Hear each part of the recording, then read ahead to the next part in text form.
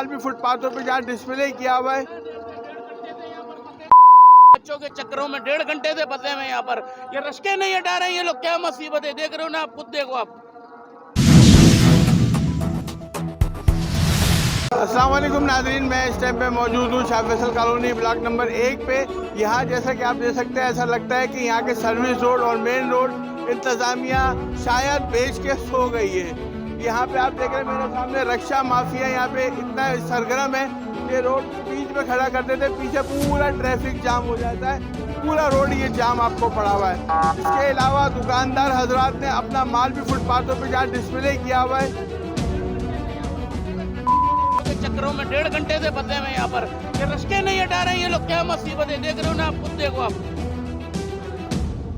ये आवाम के कमेंट थे कि 1.5 घंटा यानी कि सिर्फ एक आधा किलोमीटर का भी रास्ता नहीं है, जो उनके 1.5 घंटे पे हमारी शाह फैसल टाउन की इंतजामिया की गफलत से यहाँ पे ये चीज़ है, क्योंकि इन्होंने रक्षा माफिया को इतनी खुली छूट दी हुई है कि जहाँ दिल करता है यहाँ रास्ता रोकते, ना इनके खिलाफ कोई कार्रवाई करती है और ना ये देखा जाता है क्योंकि ट्रैफिक पे पुलिस का जो निज़ाम है वो भी सोया हुआ है।